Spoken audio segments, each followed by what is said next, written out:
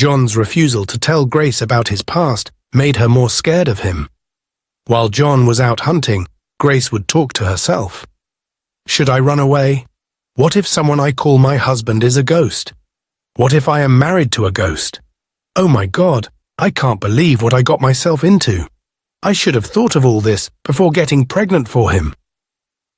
When John came back from hunting, Grace was shocked when he told her that he knew everything she was thinking about while he was away. "You are beginning to scare me more," she said to John. "Please, talk to me. Where exactly are you from? Who are your parents?" John looked at her with an intense gaze and replied, "I am a ghost." Grace was frozen with fear and disbelief. As she was about to run, John quickly said, "Sorry, my love, I was only joking. Of course, I am human. Don't worry, I will take you to my father soon." Grace let out a sigh of relief, but the fear lingered. John's strange behavior and mysterious past continued to haunt her thoughts. Every creak in the forest, every shadow made her jumpy. She couldn't shake off the feeling that something wasn't right. Despite his reassurances, Grace couldn't shake off the dread. She found herself waking up in the middle of the night, staring at John as he slept, wondering if he would disappear like a mist come morning. Her dreams were filled with eerie whispers and shadowy figures, and she began to doubt everything around her. One night, while John was out hunting, Grace decided to search the hut for any clues about John's past. She found an old, dusty box hidden under the floorboards. Inside, there were strange, ancient-looking artifacts and a faded photograph of a family. The faces were blurred, and she couldn't make out any details. Among the items was a worn-out journal. She opened it, and the first few pages were filled with entries in a language she didn't understand. The next day, she confronted John again. "I found the box, John. The artifacts, the photograph, the journal. What are they? Who are you really?" John's face turned pale. "You shouldn't have found that, Grace. There are things you don't understand, things that are better left in the past." Grace, her voice trembling, demanded, "No more secrets, John. I need to know the truth." John said, "Don't worry, I will take you to my family house tomorrow." The night was restless for Grace. She tossed and turned, her mind racing with questions and fears. What if John was hiding something even more terrifying? What if his family was as strange as he was? She couldn't shake off the feeling that she was walking into something unknown and potentially dangerous. The next morning, John packed a small bag and took Grace's hand. "Let's go," he said softly. They walked through the dense forest, the path winding and narrow. After what felt like hours, they finally arrived at a busy road, where they took a public transport. After a few hours, they finally got to the city.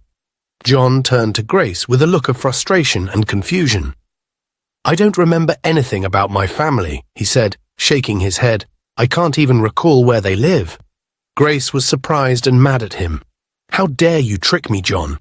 You told me you would take me to your family house." John looked genuinely distressed. "I'm sorry, Grace. I didn't mean to deceive you. I just can't remember." Seeing his distress, Grace softened a bit. "All right, let's go to my village then. Maybe being with my family will help." John nodded, grateful for her understanding. They set off for Grace's village, and when they arrived, Grace's mother saw her and was overjoyed. "Grace, we thought you were dead," she exclaimed, hugging her daughter tightly. After dinner, they all gathered around, eager to hear what had happened. Grace began to narrate everything that had happened to her. Her family listened in shock and disbelief. They couldn't fathom that Emma, their own blood, could do such a thing. "We must tell Chief Ahmed," her mother said firmly. "No, mother," Grace replied, her voice trembling. "You know I am already pregnant. Chief would be angry if he finds out." "Who cares?" her father retorted. "Your sister Emma needs to be in jail for what she did." Grace's mother nodded in agreement, but Grace looked worried. "Please, let's think this through. If we involve Chief Ahmed, it might cause more trouble." Her father shook his head. "Grace, you cannot protect Emma after what she did. She tried to kill you. She must face the consequences. "But what about my baby?" Grace asked, tears welling up in her eyes. "Chief will be so angry at me. If he finds out that after everything he did for us, and I got pregnant for another man." "We'll find a way to handle this," her mother said gently. "But first, we need to make sure you are safe and that justice is served." Her father called Chief Ahmed, and when Chief heard that Grace was alive, he was overjoyed. A few hours later, he arrived in the village. When he saw Grace with her pregnancy, Chief was surprised. "So Grace, Emma was right all this while? You actually ran away with your boyfriend? I thought you were kidnapped or dead." Grace shook her head, tears welling up. "No, Chief Ahmed, it's not what you think." She then narrated everything to Chief, explaining Emma's betrayal and her time in the forest. After listening, Chief Ahmed's face grew stern. "I must arrest Emma. She must go to jail for what she did." Chief then turned to Grace.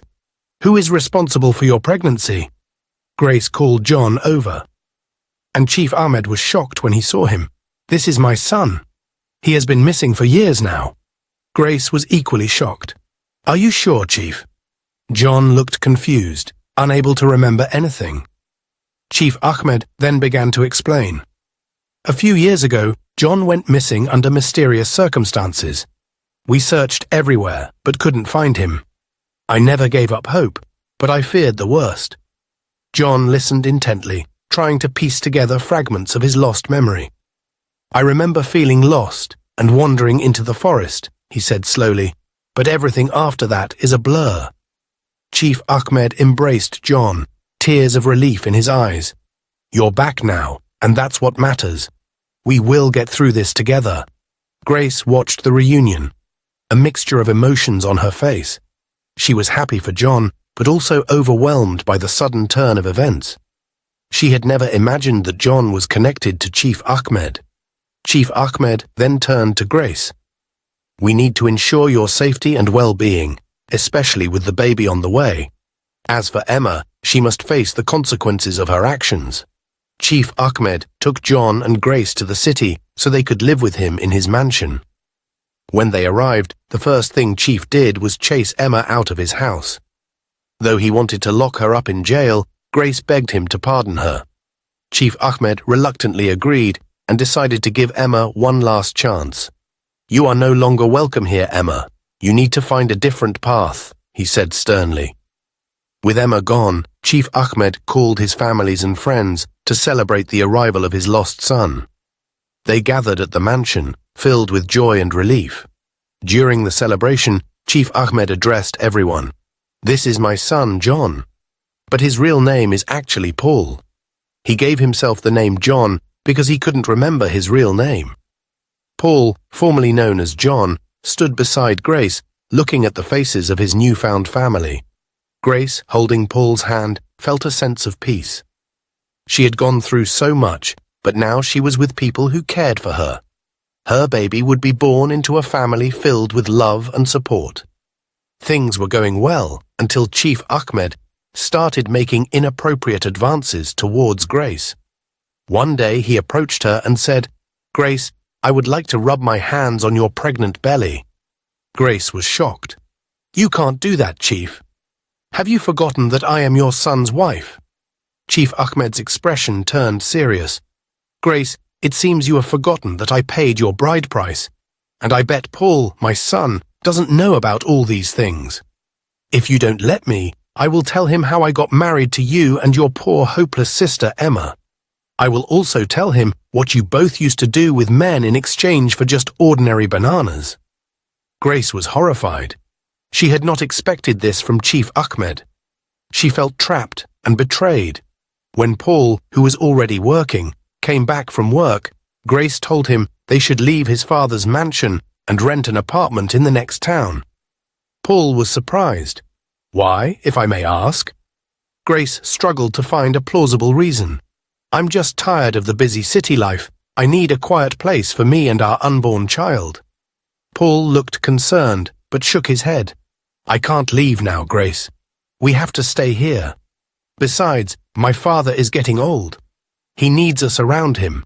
We have been apart from each other for years, and now is the time for me to be closer to him. Please, try and understand." Grace felt desperate. She knew she couldn't tell Paul the real reason without causing a rift in the family, but she also couldn't stay and face Chief Ahmed's threats and advances. Chief Ahmed continued his inappropriate behavior, making Grace more and more uncomfortable. She tried to avoid him as much as possible, but his persistence was wearing her down. One evening, after another tense encounter with Chief Ahmed, Grace broke down in tears. When Paul came back from work, he found her crying and asked, "Grace, what's wrong? Please, tell me. I can't help you if you don't talk to me." Grace wiped her tears and looked at Paul, trying to muster the courage to speak. "Paul, I love you and our unborn child. But staying here is making me very unhappy. I can't explain everything, but trust me when I say we need to leave." Paul sighed deeply. "Grace, I don't understand what's happening, but I trust you. If you truly believe we need to leave, then we will. Just give me a little time to make the arrangements." Grace felt a sense of relief wash over her. She knew it wouldn't be easy, but at least Paul was willing to consider her feelings. Over the next few days, Grace and Paul began to quietly make plans to move out. They found a small, peaceful town, not too far from the city, and started looking for a place to rent. Meanwhile, Chief Ahmed noticed the changes and grew suspicious. One day, he confronted Grace again. "What are you and Paul planning? Do you think you can just leave without consequences?" As Grace and Chief Ahmed continued their argument, Paul walked in. He sensed the tension and asked, "What's going on?" Chief Ahmed turned to Paul and said, "She hasn't told you everything, has she? Grace and I were married before her sudden disappearance." Paul was shocked. "How could you lie to me, Grace? I thought you were a nice person. I can't believe this." Grace tried to apologize, tears streaming down her face. "Paul, please, let me explain. I was desperate and had no choice." But Paul didn't listen. "You must leave this house," Chief Ahmed said to Grace. "You ungrateful little girl." Grace, seeing how serious Paul and Chief Ahmed were, realized she had no other option. She went inside to pack her belongings, still trying to beg Paul. "Paul, please, don't do this. I love you." Paul's expression was cold. "I can't stay with you, Grace. My father and I can't share the same woman. You have to go." Heartbroken, Grace packed her things and left for the village. She felt the weight of the world on her shoulders, knowing she had lost everything she had hoped to build with Paul. As she walked away from the mansion, she couldn't help but think about the baby growing inside her and what the future would hold for them. When Grace got to the village, she was shocked by how warmly Emma welcomed her. Emma approached her with tears in her eyes. "Grace, I am so sorry for everything I did to you. Can you ever forgive me?" Grace, holding her pregnant belly, was initially hesitant, but saw the sincerity in Emma's eyes. "I forgive you, Emma," she said, embracing her sister. 2 weeks later, Grace gave birth to a healthy baby boy. The entire village celebrated the arrival of the new life. Meanwhile, Paul, who had been contemplating his decision, heard about the birth of his son. "No, I can't do this," Paul said to himself. "I can't leave my first child to be in the village. I have to bring back Grace. I won't listen to my father anymore." Determined, Paul traveled to the village and found Grace holding their newborn son. He knelt before her, tears in his eyes. "Grace, I'm so sorry for everything. Please come back with me. I want us to be a family." Grace looked at Paul, her heart softening. "I want that too, Paul. I want our son to have a loving family." Paul took Grace and their baby back to the city. When they arrived, Chief Ahmed saw the baby and was filled with shame and regret. "Grace, I'm deeply sorry for everything I did to you," he said, his voice trembling. "I was wrong." Then turning to Paul, Chief Ahmed said, "There's something you need to know, Paul. I am not your biological father. I adopted you when you were a small child." Paul was shocked.